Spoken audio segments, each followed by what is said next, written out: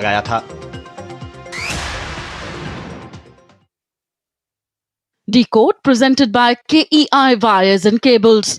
विकसित भारत का विकसित वायर को powered by Mongia steel, steel का बादशाह। Tele MANAS mental health for all in association with JK tyre total control. Vidisha detergent powder और केक अब चमकिए प्यार से। सभी पशुपालकों की पसंद, देश का नंबर 1 कपिला पशु आहार।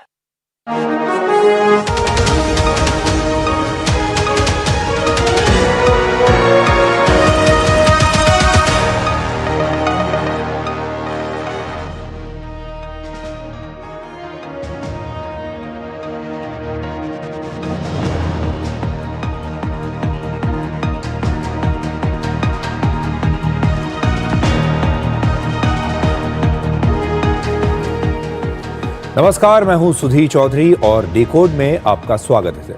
तो आइए आज की खबरों को आपके लिए डिकोड करते हैं। आज पश्चिम बंगाल में एक बड़ा अजीब सा संवैधानिक संकट पैदा हो गया जब ईडी ने एक पॉलिटिकल कंसल्टेंसी कंपनी आईपैक के चीफ के घर और दफ्तर पर छापा मारा और पश्चिम बंगाल की मुख्यमंत्री ममता बनर्जी इस दौरान लोकल पुलिस को लेकर इस रेड को रोकने के लिए वहां पर पहुंच गई। इसके बाद ममता बनर्जी ने वहां से कुछ फाइल और दस्तावेज अपने कब्जे में ले लिए और उन्हें लेकर चली गई। आईपैक नाम की ये कंपनी तृणमूल कांग्रेस को चुनाव के दौरान कंसल्टेंसी देती है और इसके चीफ प्रतीक जैन तृणमूल कांग्रेस के आईटी हेड भी हैं। ममता बनर्जी का आरोप है कि ईडी इस छापेमारी के जरिए उनकी पार्टी का पॉलिटिकल डेटा और चुनावी रणनीति चुराना चाहता था और ये सब कुछ केंद्र सरकार के कहने पर हो रहा है। ममता बनर्जी के इस हस्तक्षेप के खिलाफ ईडी ने कलकत्ता हाई कोर्ट में एक याचिका दायर की है जिसकी सुनवाई अब कल होगी। लेकिन ये एक ऐसा सीन है जो शायद आपने फिल्मों में भी नहीं देखा होगा। इसके बाद हम बांग्लादेश और पाकिस्तान की नजदीकियों को डिकोड करेंगे। अब बांग्लादेश पाकिस्तान से फाइटर जेट्स खरीदने पर बातचीत कर रहा है और ये फाइटर जेट चीन और पाकिस्तान मिलकर बनाते हैं और इस फाइटर जेट का निर्माण पाकिस्तान में ही होता है। इसका मतलब यह है कि अब पाकिस्तान, बांग्लादेश और चीन मिलकर भारत के पड़ोस में एक नया रणनीतिक त्रिकोण बना रहे हैं जो भारत के लिए खतरनाक हो सकता है। इसलिए आज इस त्रिकोण को हम डिकोड करेंगे। और हमारा आखिरी विश्लेषण उन माता पिता के लिए है जिन्होंने किसी कारण से अपने बच्चों को खो दिया है। देश के एक मशहूर उद्योगपति और वेदांता ग्रुप के चेयरमैन अनिल अग्रवाल के पुत्र अग्निवेश अग्रवाल की 49 वर्ष की उम्र में मृत्यु हो गई। इसके बाद अनिल अग्रवाल ने एक उद्योगपति के तौर पर नहीं बल्कि एक टूटे हुए पिता के तौर पर एक बहुत ही भावुक पोस्ट लिखा है जिसमें वो गम में डूबे हुए एक पिता का दर्द बयां कर रहे हैं। आज अनिल अग्रवाल की ये चिट्ठी देश के हर माता पिता को जरूर सुननी चाहिए। लेकिन सबसे पहले आज की सबसे अजीबोगरीब खबर। कल्पना कीजिए कि ईडी की टीम कहीं पर छापेमारी कर रही हो और उसे रोकने के लिए लोकल पुलिस को लेकर उस राज्य की मुख्यमंत्री खुद वहां पर पहुंच जाएं। आपने ऐसा सीन शायद फिल्मों में भी नहीं देखा होगा। अभी जो फिल्म में लिखने वाले राइटर हैं उनकी कल्पना भी यहां तक नहीं पहुंची है कि ऐसा हो सकता है। लेकिन आज पश्चिम बंगाल की राजधानी कोलकाता में बिल्कुल ऐसा ही हुआ। ईडी की टीम जब आईपैक यानी इंडियन पॉलिटिकल एक्शन कमेटी नाम की एक पॉलिटिकल कंसल्टेंसी कंपनी के डायरेक्टर प्रतीक जैन के यहां छापेमारी कर रही थी तो पश्चिम बंगाल की मुख्यमंत्री ममता बनर्जी वहां पर पहुंच गई, स्वयं वहां पर पहुंच गई। उन्होंने न केवल ईडी के काम में हस्तक्षेप किया बल्कि जबरदस्ती कई फाइल्स को अपने साथ ले गई। प्रतीक जैन तृणमूल कांग्रेस के आईटी सेल के हेड भी हैं और पार्टी के डिजिटल मीडिया का सारा कामकाज वही संभालते हैं। ये तस्वीर अभी यहां पर आप देख रहे हैं ममता बनर्जी के साथ, यही है प्रतीक जैन। ममता बनर्जी के बहुत करीबी हैं और जिस कंपनी की बात हो रही है इस कंपनी का नाम है आईपैक। ये एक पॉलिटिकल कंसल्टेंसी फर्म है जो बड़ी बड़ी राजनीतिक पार्टियों के लिए चुनाव में जीत की रणनीति बनाती है और यही कंपनी तृणमूल कांग्रेस को भी चुनावों के दौरान कंसल्टेंसी देती है। इसके अलावा और बहुत सारी रीजनल पार्टीज को और दूसरी पार्टियों को भी ये कंपनी पहले चुनाव जीतने के फॉर्मूले बताती रही है। चुनाव के दौरान ये कंपनी इन पार्टियों से कॉन्ट्रैक्ट लेती है और कहते हैं कि हम आपकी ऐसी रणनीति बनाकर देंगे जिससे कि चुनाव में आप जीत जाएंगे। ये काम ये कंपनी करती है, यानी एक प्रकार की पॉलिटिकल डेटा कंपनी है। आज पश्चिम बंगाल में कोयला घोटाले के एक मामले में ईडी ने दिल्ली और पश्चिम बंगाल में कई स्थानों पर छापेमारी की। तो ये एक कोयला घोटाले को लेकर छापेमारी हो रही थी। ईडी की छापेमारी कोलकाता में 6 स्थानों पर और दिल्ली में 4 जगहों पर हुई। और इस दौरान ईडी ने कोलकाता में प्रतीक जैन के घर और दफ्तर दोनों जगह पर रेड की।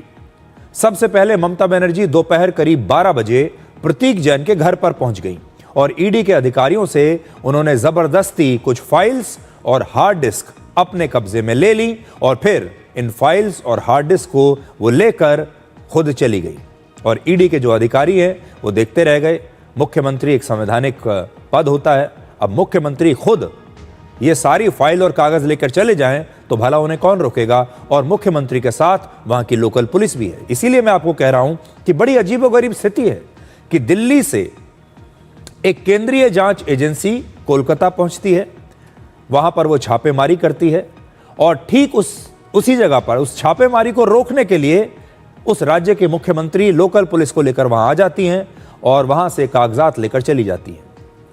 इसके बाद प्रतीक जैन के घर से ममता बनर्जी आईपैक नाम की इस पॉलिटिकल कंसल्टेंसी कंपनी के दफ्तर पर पहुंची।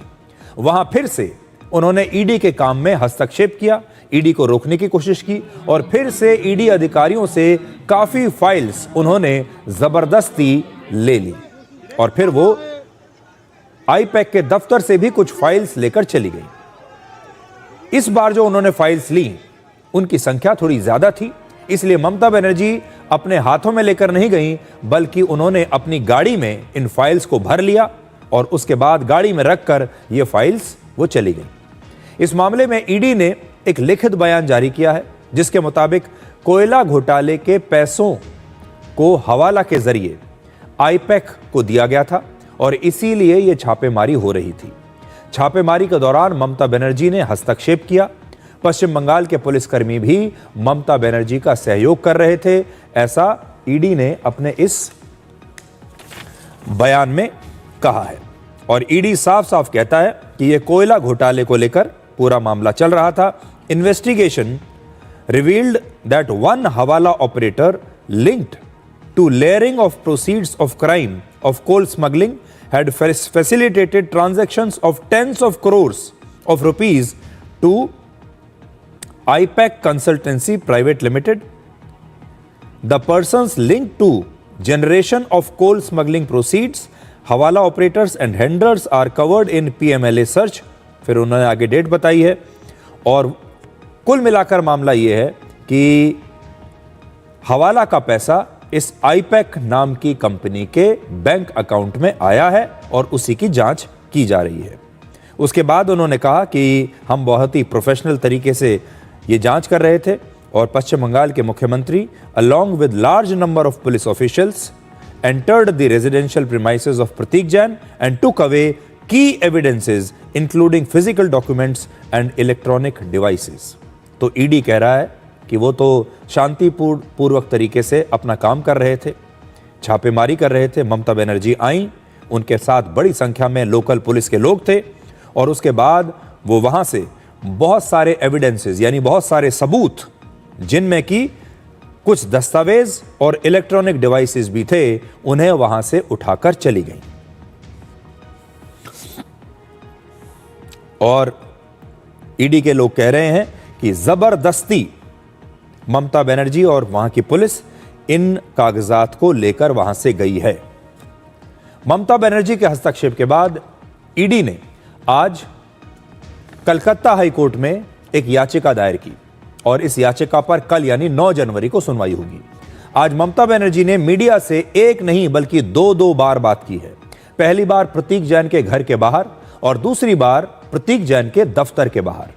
ममता बनर्जी का आरोप है कि ईडी उनके उम्मीदवारों की पूरी जानकारी और तृणमूल कांग्रेस की चुनावी रणनीति को चुराना चाहती है, यानी पार्टी का जो पूरा पॉलिटिकल डेटा है उसे चुराना चाहती है, रणनीति चुराना चाहती है। देखिए उन्होंने क्या कहा। To collect all of our party hard disk, the candidate list, the party strategy, the party plan. Is it the duty of the ED and Amit Shah? And he's taking away all my party documents. If I get the BJP party office, what will be? What will be the result? And because of election, they are collecting all my information of my party. देखो मैंने सब लेके आया.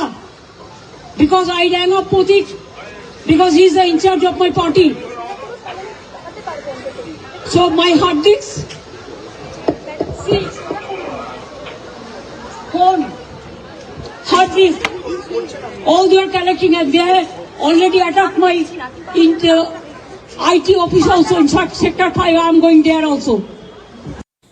तो आपने देखा ममता बनर्जी जब यहां पर खड़ी हुई हैं, उनके हाथ में फाइल्स हैं। ये वही दस्तावेज हैं, वही फाइल हैं जो ममता बनर्जी वहां से उठाकर लाई हैं।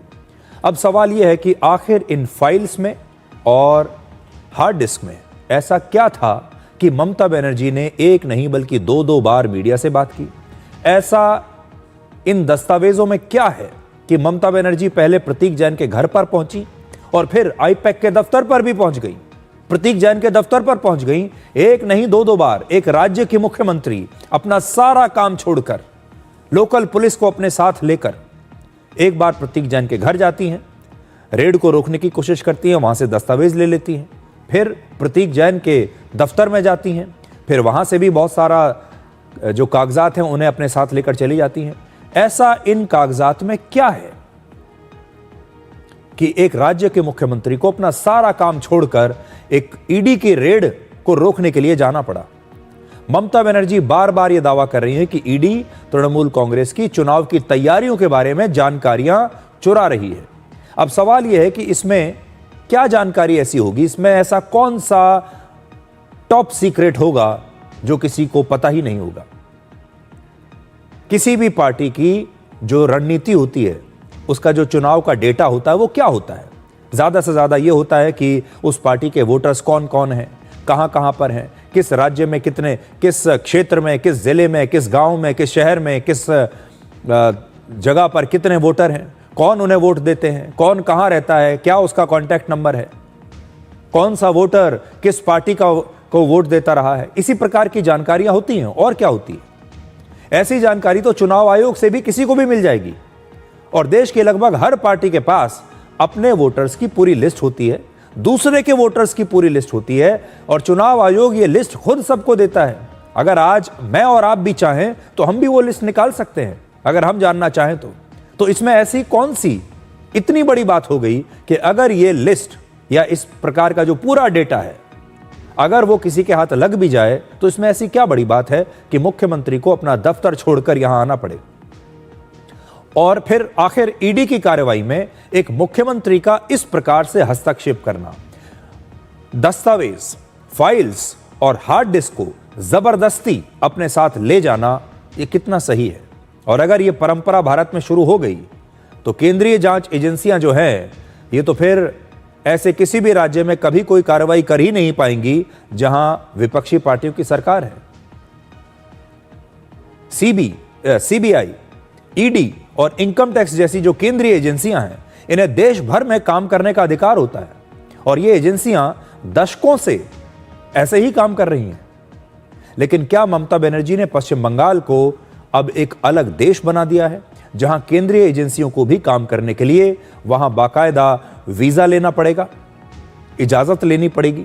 आज ऐसा लगता है कि देश की केंद्रीय एजेंसियों को जो उनकी जो परिभाषा है उसे ममता बनर्जी मानती ही नहीं है। और पश्चिम बंगाल ने, आपको याद होगा, वर्ष 2018 में सीबीआई से अपना जनरल कॉन्सेंट वापस ले लिया था। इसका मतलब है कि पश्चिम बंगाल में राज्य सरकार की मंजूरी के बिना अब सीबीआई ना तो कोई रेड कर सकती है और ना ही कोई इन्वेस्टिगेशन उनके राज्य में कर सकती है और ना ही कोई एफआईआर कर सकती है। अब ईडी के कामकाज में इसी तरह का हस्तक्षेप अब किया जा रहा है। कांग्रेस और बीजेपी दोनों ने ही इस हस्तक्षेप करने के लिए ममता बनर्जी की आलोचना की है। कांग्रेस के नेता अधीर रंजन चौधरी ने कहा है कि ममता बनर्जी को ईडी के काम में हस्तक्षेप करने के बजाय अदालत जाना चाहिए था। ये क्रिमिनल ऑफेंस है, ये सारा देश देख रहे हैं, सिर्फ पश्चिम बंगाल की जनता नहीं है, ये पूरा देश का सामने हमारा फेस लॉस हो गया। What is happening in West Bengal today and what is going to be happen tomorrow, अभी ये जनता को सोचना चाहिए, पूरा देश को सोचना चाहिए, जो संविधान की कस्टडियन है उसको सोचना चाहिए। एक मुख्यमंत्री को ये शोभा नहीं देते, चाहे किसी के उनके जितने करीबी हो, अगर ईडी सीबीआई कुछ करते हैं तो कानूनी लड़ाई, कानूनी जंग छेड़िए। आप तो खुद एसआर के चलते सुप्रीम कोर्ट आ रहे हैं, तो ये ईडी सीबीआई और आईपैक के ऊपर जो हमला हुई उसके लिए भी हाई कोर्ट सुप्रीम कोर्ट पहुंच जाइए, एक साथ दोनों केस ले लीजिए। आपकी तिलस्मी बखूबी मालूम है, तिलस्मी दिखा के सबसे बचा लो खुद को और सारे आईपैक को बचा लो। अब सबसे हैरानी की बात यह है कि विपक्ष के यही बड़े बड़े नेता अक्सर ये आरोप लगाते हैं कि हमारे देश में संविधान खतरे में है, हमारे देश में लोकतंत्र खतरे में है। अब ममता बनर्जी अदालत जा सकती थी, जो कानून का रास्ता है वो अपना सकती थी।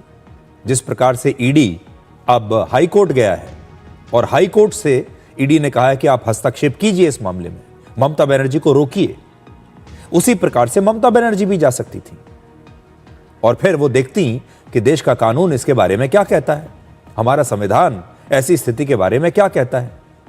लेकिन उन्होंने एक प्रकार से कानून को अपने हाथ में ले लिया। तो आज बड़ा सवाल यह है कि क्या अब संविधान खतरे में नहीं है, क्या अब हमारे देश का लोकतंत्र खतरे में नहीं है। अब हम आपको यह बताते हैं कि यह कोयला घोटाले का मामला है क्या, जिसके तहत यह पूरी कार्रवाई हो रही थी। ईडी के मुताबिक वर्ष 2020 में सीबीआई ने अवैध कोयला खनन घोटाले के मामले में एक एफआईआर दर्ज की थी। इस घोटाले में अनूप माझी नाम का एक व्यक्ति मुख्य आरोपी है, जिसने अरबों रुपए के कोयले की तस्करी और अवैध खनन किया था, माइनिंग की थी। जांच के दौरान पता चला कि इस पैसे को एक हवाला ऑपरेटर के जरिए ट्रांसफर किया गया और उसी हवाला ऑपरेटर के जरिए इस आईपैक नाम की कंपनी को भी करोड़ों रुपए मिले हैं। और इसी कंपनी के डायरेक्टर प्रतीक जैन हैं, जिनके घर और दफ्तर पर यह रेड पड़ी है और इसीलिए प्रतीक जैन के घर और दफ्तर में ईडी ने यह छापेमारी की। बीजेपी के प्रवक्ता संबित पात्रा ने बताया है कि कैसे आईपैक में हवाला के जरिए यह पैसा पहुंच रहा था। अनूप माझी नामक व्यक्ति जो कि इस कोल स्कैम में इन्वॉल्व है, उनके प्रेमाइसेस, उनके ऑफिस इत्यादि में रेड हुआ। उस रेड में मालूम पड़ा कि एक हवाला का रैकेट भी इन्वॉल्व है और इसमें पीएमएलए का केस भी बनता है, prevention of money laundering act. जब यह हवाला के चेन को देखा गया कि किस किस माध्यम से हवाले के पैसे को आगे बढ़ाया जाता था, आगे भेजा जाता था, तो एक कंपनी सामने आई जिसका नाम है आईपैक, PAC। तो इस आईपैक कंपनी के प्रेमाइसेस में भी बंगाल में रेड हुआ।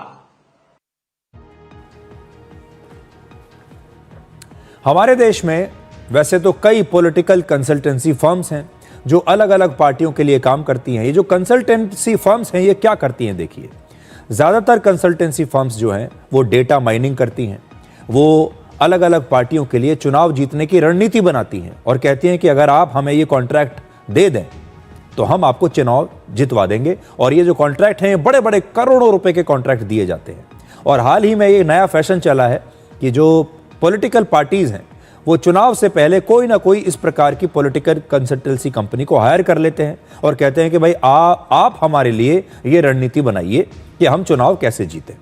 तो आईपैक भी इसी प्रकार की एक पॉलिटिकल कंसल्टेंसी फर्म है जो राजनीतिक दलों को, पार्टियों को अपनी रणनीति बनाने में मदद करती है। और इसकी स्थापना आप जानते हैं किसने की थी? इसकी स्थापना की थी प्रशांत किशोर ने। यह एक जमाने में प्रशांत किशोर की कंपनी हुआ करती थी, हालांकि कुछ वर्ष पहले उन्होंने इस कंपनी को छोड़ दिया था। और आईपैक किस किस के लिए काम कर चुकी है, देखिए। आईपैक बिहार में नीतीश कुमार, आंध्र प्रदेश में जगन मोहन रेड्डी, पश्चिम बंगाल में ममता बनर्जी के साथ काम कर चुकी है। और आपको याद होगा, प्रशांत किशोर भी अपने लेवल पर बहुत सारे पार्टियों को कंसल्टेंसी देते रहे हैं। दिल्ली में भी उन्होंने एक फोटो डाली थी कि उन्होंने दिल्ली में चुनाव जीतने में अरविंद केजरीवाल की भी मदद की थी। चुनावों की रणनीति बनाने के लिए जगन मोहन रेड्डी की पार्टी ने आईपैक को 2019 में 37.5 करोड़ रुपए दिए थे और उस समय तेलुगु देशम पार्टी ने आईपैक को 274 करोड़ रुपए देने का आरोप लगाया था। बिहार चुनाव के दौरान प्रशांत किशोर कई बार दावा कर चुके हैं कि पॉलिटिकल कंसल्टेंसी करने के लिए उन्हें करोड़ों रुपए मिले थे। बीजेपी ने आईपैक पर बेहद गंभीर आरोप लगाए हैं। आईपैक का शुरू से सब जगह घोटाला हुआ है। बिहार के भी चुनाव से पहले जन स्वराज पार्टी को आईपैक पैसा दे रहा था। ये हमें समझ में नहीं आ रहा था कि आईपैक अपने आप को एक कंसल्टेंसी बताती है, तो उससे तो जन स्वराज से पैसे लेने चाहिए थे। लेकिन बिहार चुनाव में 60 करोड़ रुपए से ज्यादा आईपैक ने प्रशांत किशोर को दिया था हमें हराने के लिए। तो आईपैक की जितनी भी डीलिंग है सब घोटाले हैं। ये लोग 2 नंबर का पैसा 1 नंबर करने का धंधा करते हैं। ईडी ने कलकत्ता हाईकोर्ट में जो याचिका दायर की है उसमें कहा गया है कि केंद्रीय एजेंसी के कामकाज में मुख्यमंत्री ममता बनर्जी बाधा डाल रही हैं, इसलिए कोर्ट इसमें हस्तक्षेप करे और ईडी को काम करने की आजादी वहां पर मिले। याचिका में यह भी कहा गया है कि ईडी के पास पर्याप्त सबूत हैं और इसीलिए यह छापेमारी कोयला घोटाले की जांच के लिए बेहद आवश्यक है। तो आप देख सकते हैं कि आज कोलकाता में कितना बड़ा राजनीतिक ड्रामा हुआ है। लेकिन एक बड़ी बात है, हमारे देश में हाल ही में एक नया चलन चला है। राजनीतिक पार्टियों के जो बड़े बड़े नेता हैं, पहले देखिए जनता की जो नब्ज थी वो हमारे देश के नेता ही समझ लिया करते थे। नेता इतने परिपक्व हुआ करते थे, इतने अनुभवी हुआ करते थे कि नेताओं को खुद पता होता था कि जमीन पर क्या चल रहा है।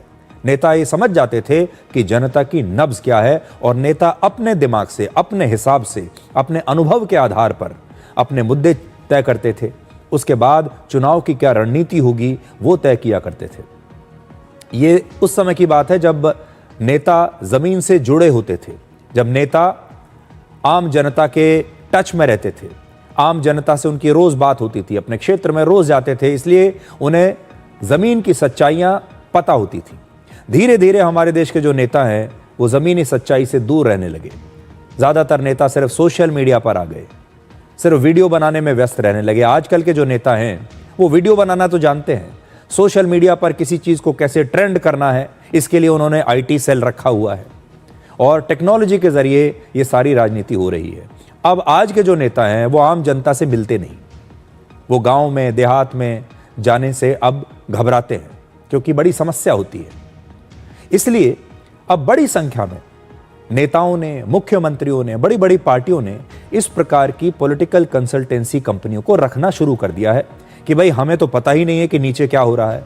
अब आप रणनीति बनाइए, आप सोशल मीडिया का इस्तेमाल कीजिए, आप टेक्नोलॉजी का इस्तेमाल कीजिए, आप देखिए कि कैसे में एक एक वोटर तक हम पहुंच सकते हैं और कैसे हम मुद्दों को बना सकते हैं। इसलिए सारे मुद्दे टेक्नोलॉजी के जरिए बनाए जाते हैं, सोशल मीडिया के जरिए चुनाव लड़ा जाता है। और ये जो सारी कंपनियां हैं आईपैक जैसी, ये इसी प्रकार की रणनीति बनाती हैं। अब कहा तो यह जाता है, हम कह नहीं सकते, मेरे पास कोई सबूत नहीं है कि मैं इसका सही आंकड़ा आपको दे सकूं। कागजों पर तो यही बताया जाता है कि किसी ने 30 करोड़ दिए, किसी ने 50 करोड़ दिए कंसल्टेंसी के लिए, लेकिन असल में कहा यह जाता है कि इस प्रकार की कंसल्टेंसी के लिए ये कंपनियां 200, 250, 300 करोड़ तक लेती हैं, 500 करोड़ तक का खर्चा हो जाता है। और इसीलिए आपने सुना होगा कि बड़ी बड़ी जो राजनीतिक पार्टियां हैं ये चुनाव में कई 100 करोड़ रुपए खर्च करती हैं इस प्रकार की कंसल्टेंसी के लिए। बहुत सारी आईटी कंपनियों को हायर किया जाता है, बहुत सारी सोशल मीडिया कंपनियों को हायर किया जाता है ताकि वो एक माहौल बना सके और तब जाकर ये चुनाव जीता जाता है।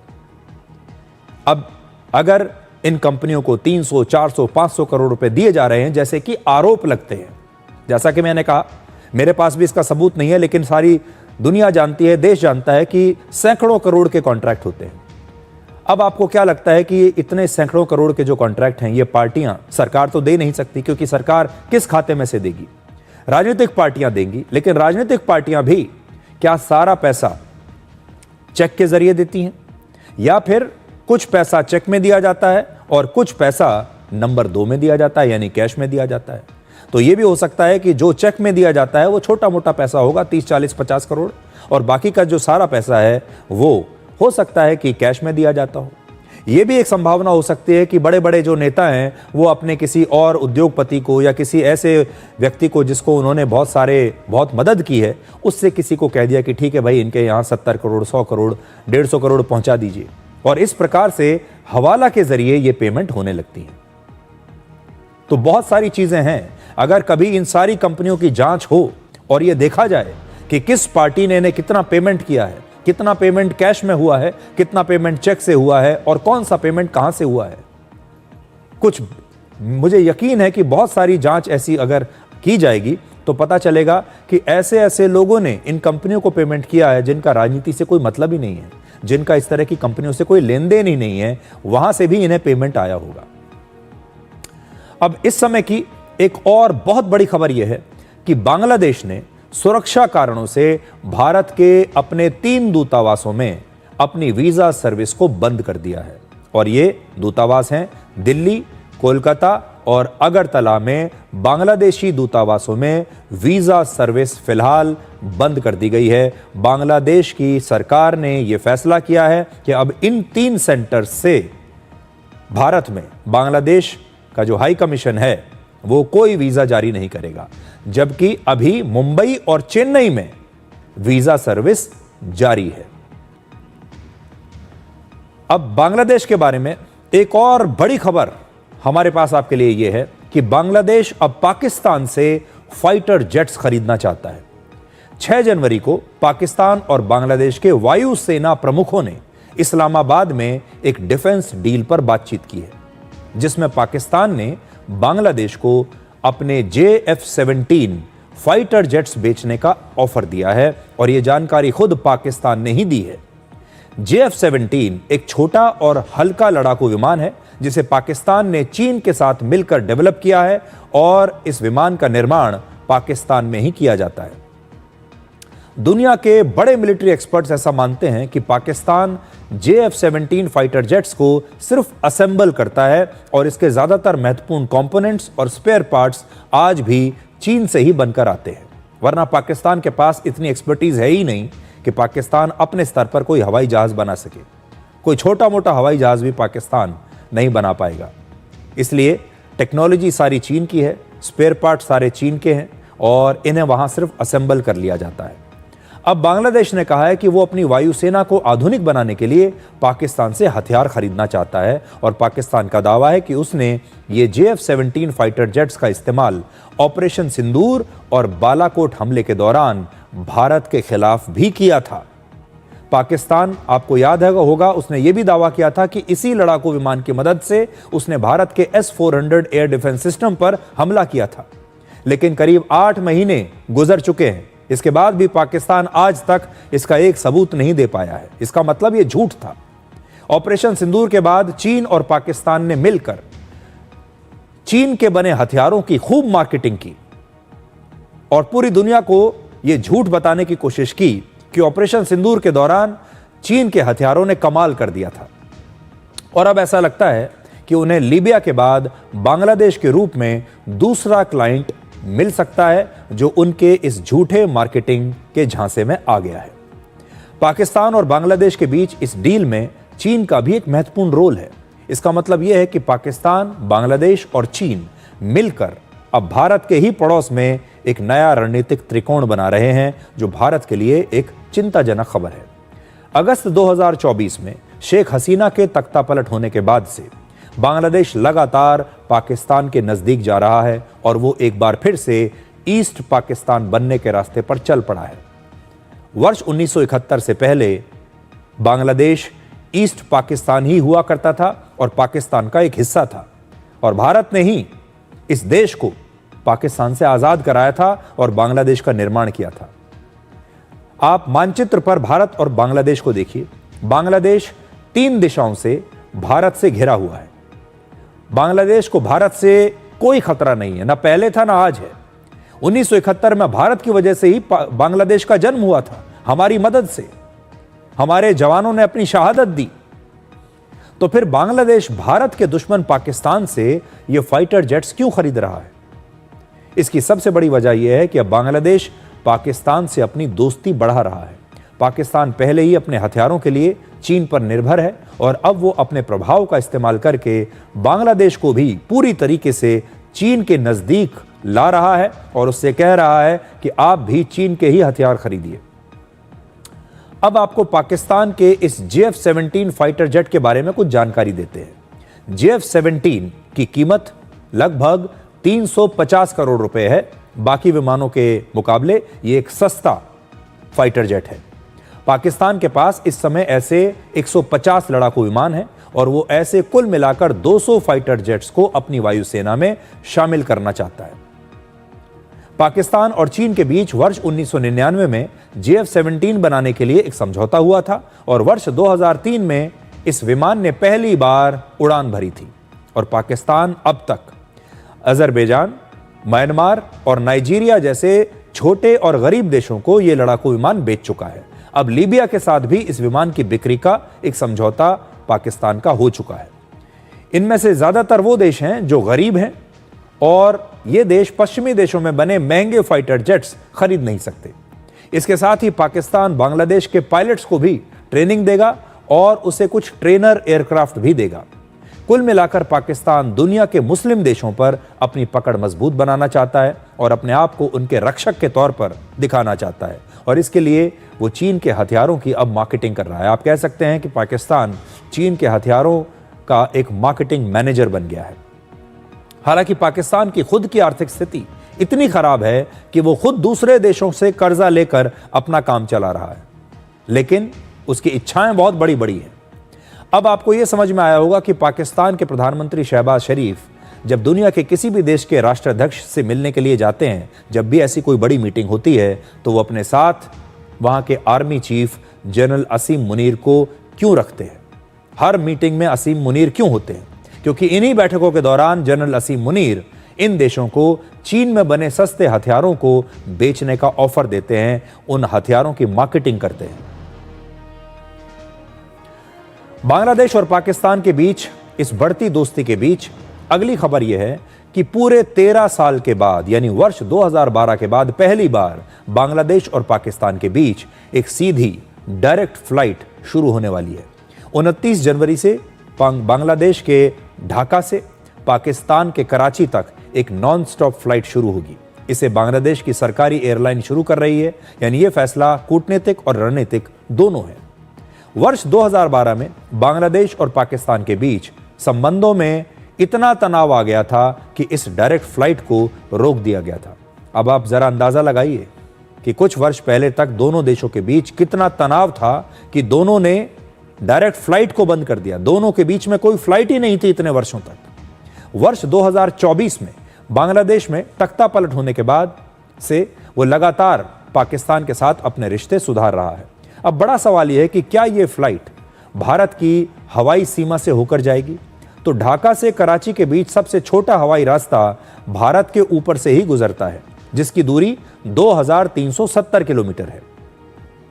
यह सबसे छोटा रास्ता है, जबकि बांग्लादेश से श्रीलंका होते हुए पाकिस्तान जाने पर यह दूरी लगभग 4600 किलोमीटर तक पहुंच जाती है, यानी दूरी लगभग दुगनी हो जाएगी।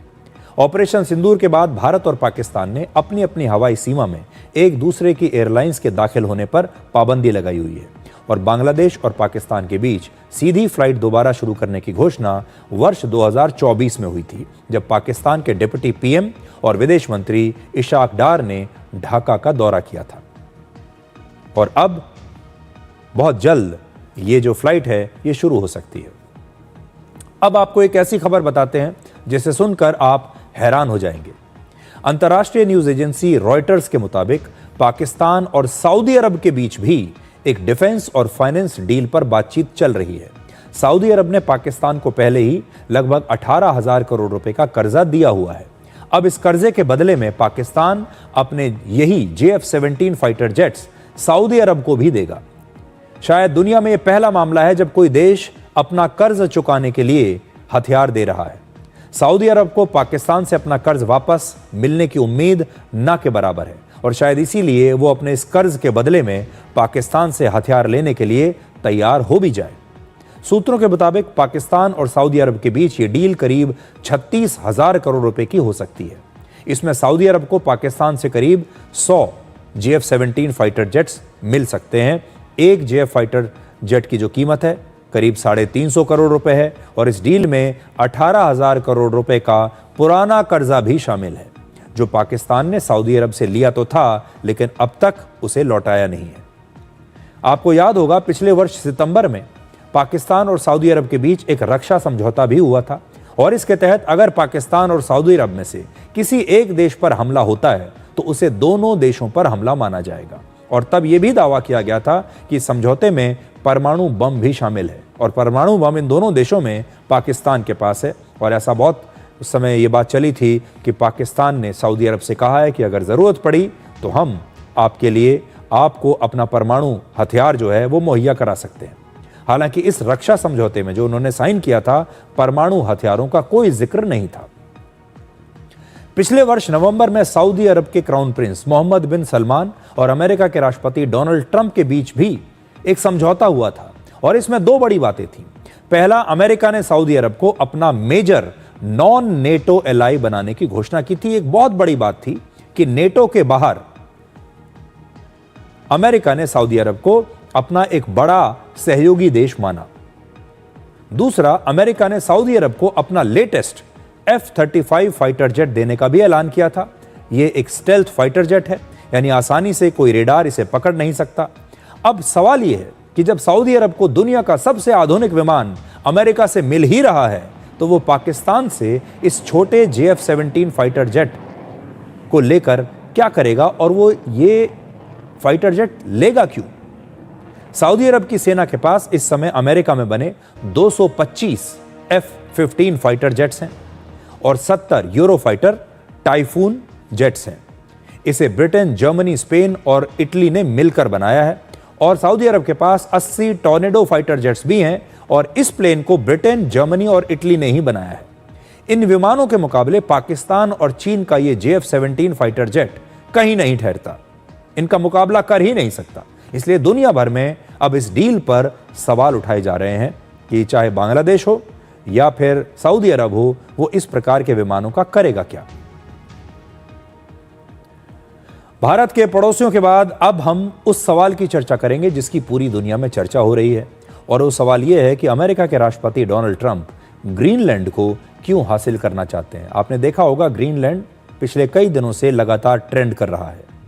तो ऐसा ग्रीनलैंड में क्या है और क्या आप इस पूरे मुद्दे को समझते हैं? हमें लगा आज हम ग्रीनलैंड के बारे में आपके सामने एक एक्सप्लेनर रखते हैं ताकि आप इस मुद्दे को ठीक से समझ सकें। तो अब पूरी दुनिया ये जानना चाहती है कि क्या अमेरिका की सेना अब ग्रीनलैंड पर भी हमला करेगी। इसका जवाब यह है कि अब तक अमेरिका का कोई हमला शुरू नहीं हुआ है, लेकिन इसकी आशंका इसलिए बढ़ गई है क्योंकि अमेरिका के राष्ट्रपति डोनाल्ड ट्रंप खुद कई बार कह चुके हैं कि अमेरिका की सुरक्षा के लिए ग्रीनलैंड बहुत आवश्यक है, बहुत महत्वपूर्ण है। ग्रीनलैंड पर राष्ट्रपति ट्रंप हर हाल में कब्जा करना चाहते हैं और इसकी 3 वजहें हैं। पहला, ग्रीनलैंड में 15 lakh ton rare earth minerals का भंडार हो सकता है, ऐसा अनुमान है और अगर ऐसा हुआ तो यह दुनिया के 5 सबसे बड़े देशों में से एक होगा जिसके पास रेयर अर्थ मिनरल्स का इतना बड़ा भंडार है।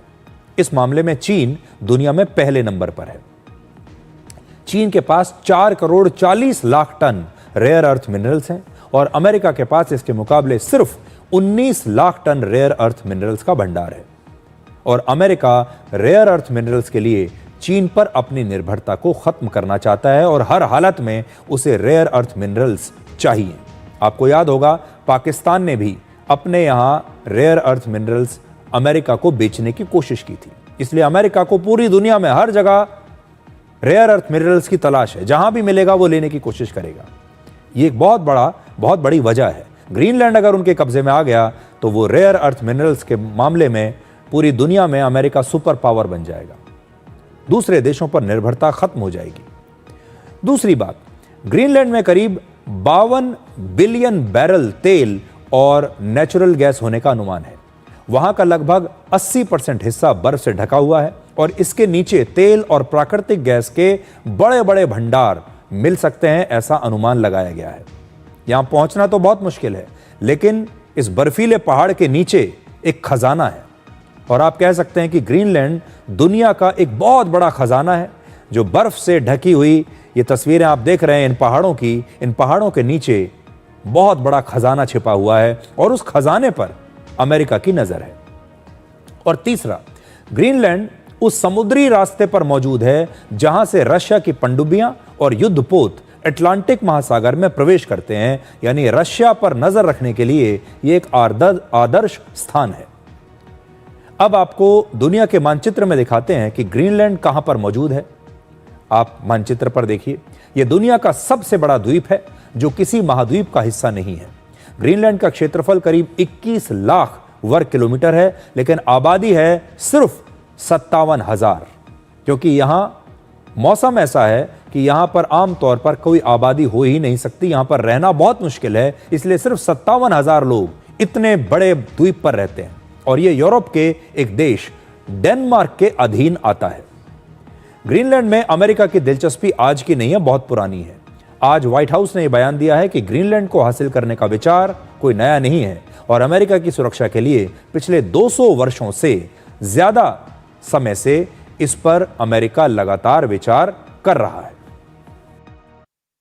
Well, that's something that's currently being actively discussed by the president and his national security team.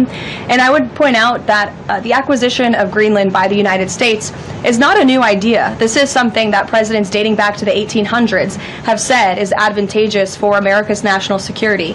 The president has been very open and clear with all of you and with the world that he views it in the best interest of the United States to deter Russian and Chinese aggression in the Arctic region. And so that's why his team is currently talking about what a potential purchase would look like. तो America असल में Greenland को खरीदना चाहता है। अगर खरीद लेगा तो फिर युद्ध करने की आवश्यकता ही नहीं है। ऐसा माना जाता है कि सबसे पहले वर्ष 1867 में अमेरिका ने ग्रीनलैंड और आइसलैंड इन दोनों को खरीदने की बात की थी और यह वही वर्ष था जब अमेरिका ने रशिया से अलास्का प्रांत को भी खरीद लिया था। अलास्का भी पहले रशिया के पास था और अमेरिका ने इसे खरीद लिया था। वर्ष 1910 में अमेरिका ने ग्रीनलैंड के बदले डेनमार्क को फिलीपींस का एक द्वीप देने का प्रस्ताव रखा था, यह 1910 में। और वर्ष 1946 में अमेरिका के राष्ट्रपति हैरी ट्रूमैन ने ग्रीनलैंड को खरीदने का एक गोल्डन ऑफर भी दिया था। उन्होंने डेनमार्क को ग्रीनलैंड के बदले 900 करोड़ रुपए का गोल्ड देने का ऑफर दिया, जिसे डेनमार्क ने उस समय ठुकरा दिया था। फिर वर्ष 2019 और 2024 में राष्ट्रपति ट्रंप ने ग्रीनलैंड खरीदने की बात कही, लेकिन डेनमार्क ने एक बार फिर से इनकार कर दिया और कहा कि हम नहीं बेचेंगे। अब बड़ा सवाल यह है, अगर अमेरिका ग्रीनलैंड पर वेनेजुएला जैसा ही कोई ऑपरेशन कर देता है, यानी हमला कर देता है, तब क्या होगा? तो पहले अमेरिका ने कहा कि आप बेच दीजिए, हम पैसा दे देंगे। अब अगर डेनमार्क बेचने के लिए तैयार नहीं है और अमेरिका ने ग्रीनलैंड पर कोई नया ऑपरेशन कर दिया, हमला कर दिया, तब क्या होगा? अमेरिका और डेनमार्क दोनों ही नेटो के सदस्य हैं। नेटो के आर्टिकल 5 के मुताबिक किसी एक सदस्य देश पर किसी भी दूसरे देश के हमले को सभी नेटो देशों पर हमला माना जाएगा। लेकिन इसमें एक पेच है। नेटो के संविधान में इस बात का जिक्र नहीं है कि अगर नेटो में ही शामिल एक देश दूसरे सदस्य देश पर हमला करता है तब क्या होगा। इस बात की असल में किसी ने कल्पना ही नहीं की थी। नेटो को रशिया के हमले से पश्चिमी देशों को बचाने के लिए बनाया गया था। यह जो पूरी संस्था है यह रशिया के खिलाफ बनी थी, लेकिन अब खुद अमेरिका ही नेटो के सदस्य देश पर हमले की धमकी दे रहा है। नेटो में इस समय 32 देश हैं और वर्ष 1949 में इसकी स्थापना करने वाले 12 सदस्यों में अमेरिका और डेनमार्क दोनों शामिल थे, यानी दोनों फाउंडिंग मेंबर्स हैं। सबसे बड़ी मुश्किल यह है कि डेनमार्क और ग्रीनलैंड मिलकर भी अमेरिका की सैन्य ताकत का जरा भी मुकाबला नहीं कर सकते, क्योंकि ये देश अपनी सुरक्षा के लिए पूरी तरह से नेटो पर निर्भर है। यहां तक कि डेनमार्क के पास जो F-16 और F-35 फाइटर जेट्स हैं वो भी मेड इन अमेरिका हैं। करीब 60 लाख की आबादी वाले डेनमार्क की सेना सिर्फ 17,000 के आसपास है, जबकि अमेरिका के पास करीब 5.5 लाख सैनिक हैं। यूरोपीय देश डेनमार्क और ग्रीनलैंड के पक्ष में लगातार बयान दे रहे हैं, नेटो के टूटने की चेतावनी भी दे रहे हैं, लेकिन वो खुलकर अमेरिका का विरोध भी नहीं कर पा रहे हैं।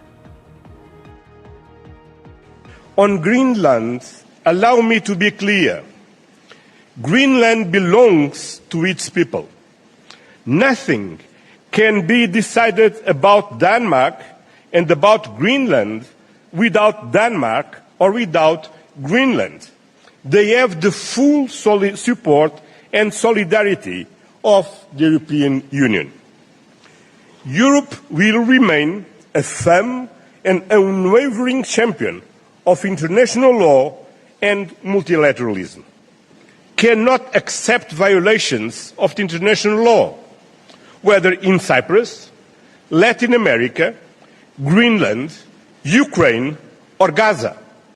Es ist vollkommen klar, über das Schicksal Grönlands entscheiden die Grönländerinnen und Grönländer und das Königreich Dänemark, zu dessen Hoheitsgebiet Grönland gehört. Die in der UN-Charta festgeschriebenen Prinzipien der Souveränität, der territorialen Integrität und der Unverletzlichkeit der Grenzen müssen eingehalten werden. Alle Fragen, die die Sicherheit im arktischen Raum betreffen, müssen natürlich im NATO-Rahmen besprochen werden. Und das tun wir auch. Und dazu gibt es auch die jederzeitige Bereitschaft, das offen im Bündnis zu diskutieren. Ich freue mich sehr, dass der Kollege Rubio jetzt auch angekündigt hat, über derartige Fragen mit der Regierung des Königreichs Dänemark zu sprechen. Das ist mit Sicherheit sinnvoll und unterstützenswert. अब देखिए, चाहे यूरोपीय देशों के बड़े बड़े नेता हों या फिर यूरोपीय यूनियन हो या यूरोपीय काउंसिल हो, ये सारे लोग बयान तो दे रहे हैं, लेकिन इन बयानों में एक डर भी है। यूरोप का कोई भी देश या कोई भी संगठन इस समय इतना ताकतवर नहीं है कि वो अमेरिका का सामना कर सके। अमेरिका की सेना और उसके हथियार इतने ताकतवर हैं कि कोई भी उसके सामने आएगा नहीं। और सबसे बड़ी बात यह है कि राष्ट्रपति ट्रंप अपने आप को शांति दूत कहते हैं। वो कह रहे हैं कि मैं पूरी दुनिया में शांति स्थापित कर रहा हूं, लेकिन जो कुछ उन्होंने वेनेजुएला में किया है और अब जो कुछ वो ग्रीनलैंड के लिए बात कर रहे हैं, इसके बाद वो किस मुंह से रशिया को यूक्रेन पर हमला करने से रोकेंगे? क्या कहकर वो रशिया से ये कहेंगे कि आप यूक्रेन पर हमला रोक दीजिए? क्या कहकर वो चीन को ताइवान पर हमला करने से रोकेंगे? जब वो खुद ऐसी बातें कर रहे हैं, जब वो खुद ऐसा काम कर रहे हैं, तो ना तो वो चीन को रोक पाएंगे और अब ना रशिया को रोक पाएंगे। अगला सवाल यह है कि क्या अमेरिका को ग्रीनलैंड पर कब्जा करने की जरूरत है? तो वर्ष 1951 में अमेरिका और डेनमार्क के बीच एक समझौता हुआ था। इसमें अमेरिका को ग्रीनलैंड में अपना मिलिट्री बेस बनाने, अपने सैनिक तैनात करने और ऑपरेशन चलाने की इजाजत है। शीत युद्ध के दौरान ग्रीनलैंड में अमेरिका के 5 मिलिट्री बेस थे, लेकिन आज वहां अमेरिका का एक ही मिलिट्री बेस है, जिसमें रशिया के किसी हमले से बचने के लिए अमेरिका ने अपना एयर डिफेंस सिस्टम भी यहीं पर तैनात किया हुआ है। वर्ष 1952 में डेनमार्क ने एक कानून बनाया था कि अगर ग्रीनलैंड पर कभी हमला हो तो वहां तैनात सैनिकों को जवाबी कार्रवाई करने के लिए किसी से इजाजत लेने की जरूरत नहीं है। यानी अगर ग्रीनलैंड पर अमेरिका का हमला हुआ तो ग्रीनलैंड में मौजूद डेनमार्क की सेना तुरंत जवाबी हमला कर सकती है। यह अलग बात है कि डेनमार्क की सेना अमेरिका की सेना के सामने कहीं भी ठहरेगी नहीं। यह युद्ध एक दिन नहीं बल्कि कुछ घंटों में समाप्त हो जाएगा। यह पहला मौका नहीं है जब अमेरिका ने किसी दूसरे देश से कोई राज्य या इलाका खरीदा हो। वर्ष 1803 में अमेरिका ने फ्रांस से 135 करोड़ रुपए में 7 इलाके खरीदे थे। 1819 में अमेरिका ने स्पेन से एक समझौता करके फ्लोरिडा को लिया था।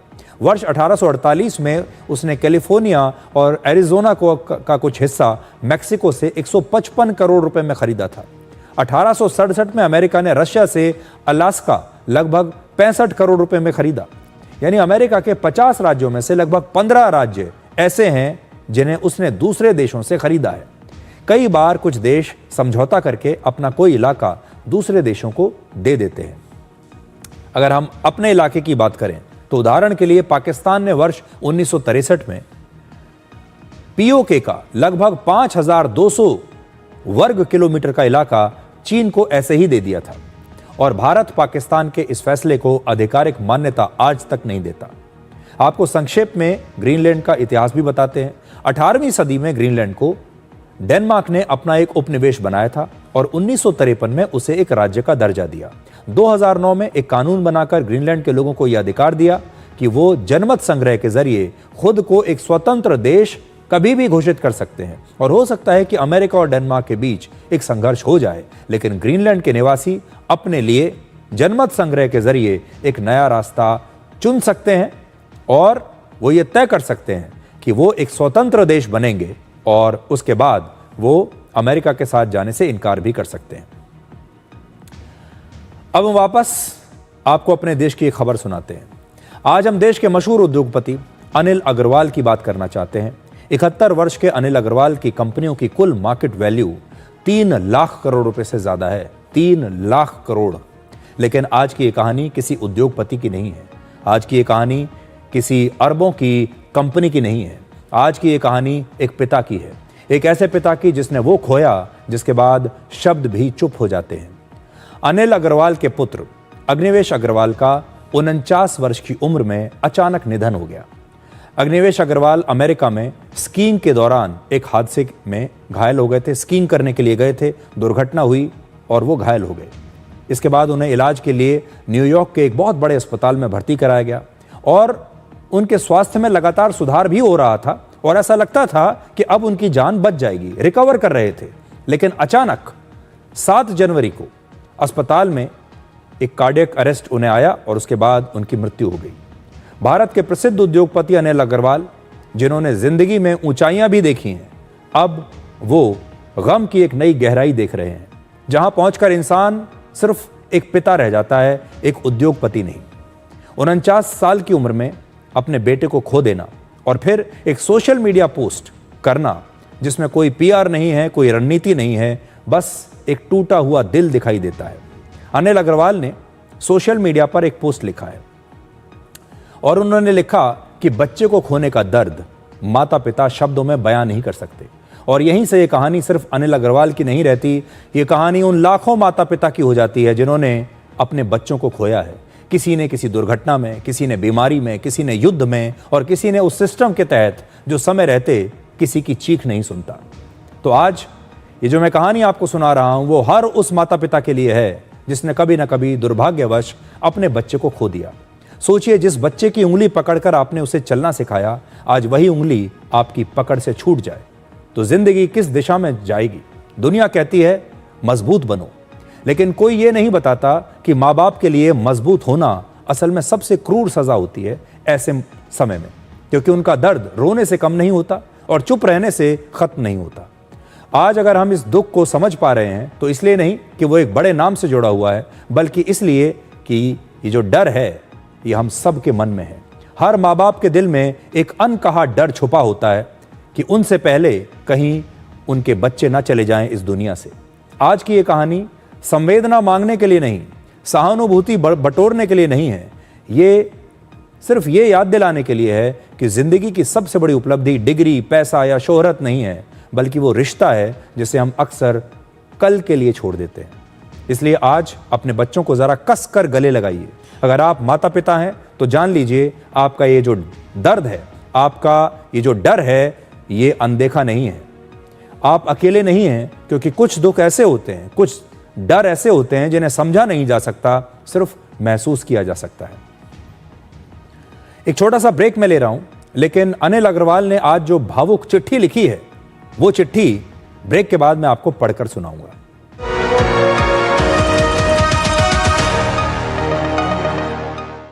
कौन है जो जोड़े देश को? विकसित भारत का विकसित वायर। क्या तनाव आपके मानसिक और शारीरिक स्वास्थ्य पर बुरा असर डाल रहा है और आप समय प्रबंधन नहीं कर पा रहे? तनाव प्रबंधन के लिए टेलीमानस के 14416 पर संपर्क करें। विदिशा डिटर्जेंट पाउडर और केक, जो दाग धब्बे निकाले प्यार से। विदिशा डिटर्जेंट पाउडर और केक, अब चमकिए प्यार से। हिंदुस्तान मिले हिंदुस्तान से। जय हो विजय हो, देश हो विदेश हो, जेके हो। देश का टायर जेके टायर। कौन है जो जोड़े देश को? विकसित भारत का विकसित वायर।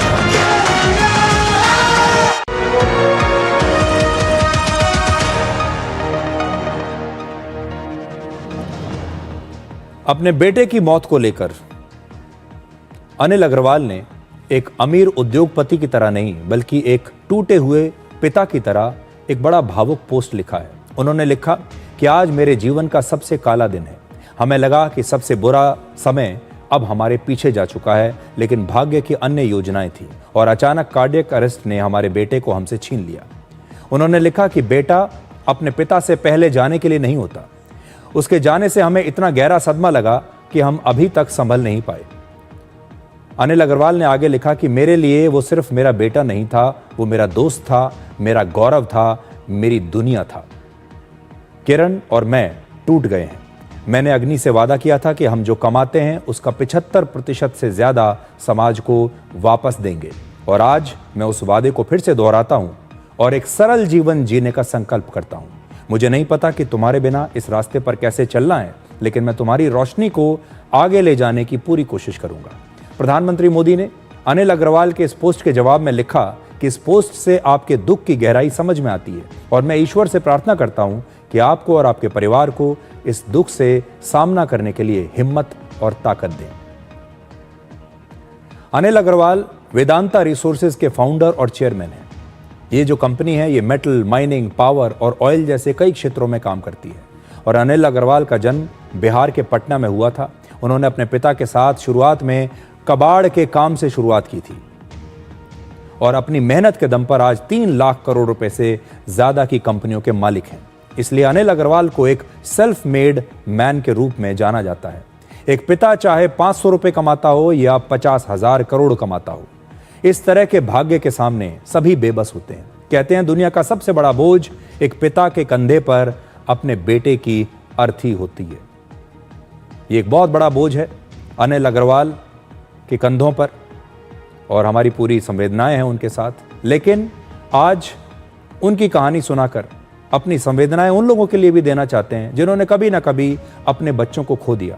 जो माता पिता ये सोचा करते थे कि वो अपने बच्चों से पहले इस दुनिया से जाएंगे और उनके देखते देखते उनकी आंखों के सामने उनके बच्चे उनके सामने गए हैं। ये सबसे बड़ा बोझ होता है किसी माता पिता के लिए और सबसे बड़ा दर्द होता है। और अनिल अग्रवाल की बात देखिए, अब उन्होंने कहा है कि इसके बाद वो और ज्यादा सरल जीवन जिएंगे। उन्होंने ये भी कहा है कि इसके बाद वो अपनी 75% जो संपत्ति है उसे वो दान दे देंगे। यानी आप देखिए कि बच्चे के जाने के बाद एक पिता के अंदर कितनी विरक्ति आती है। शायद प्रकृति उनसे कुछ कहना चाह रही है और शायद इसीलिए अब वो ये कह रहे हैं कि अब वो और ज्यादा एक सिंपल लाइफ जिएंगे। एक छोटे से ब्रेक के बाद डिकोड जिंदगी में आपको दिखाएंगे आज का विचार।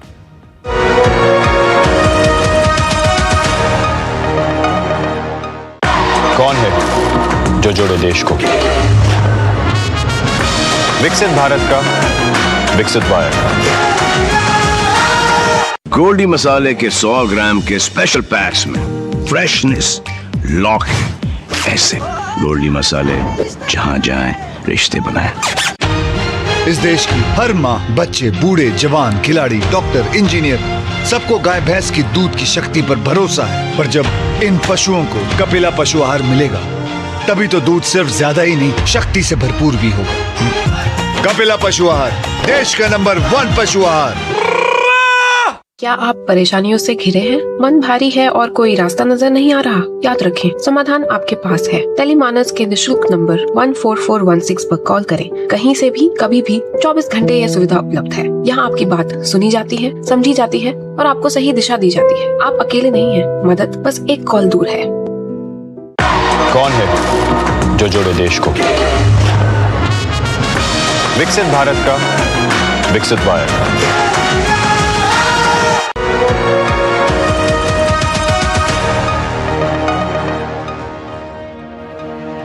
तो आज के लिए डिकोड में इतना ही। अब आपसे हमारी अगली मुलाकात होगी कल रात 9 बजे। तब तक आप खुश रहिए, सुरक्षित रहिए, स्वस्थ रहिए। और आप खुश हैं ये दुनिया को कभी ना बताएं, क्योंकि लोग अक्सर खिले हुए फूलों को ही सबसे पहले तोड़ते हैं। नमस्कार।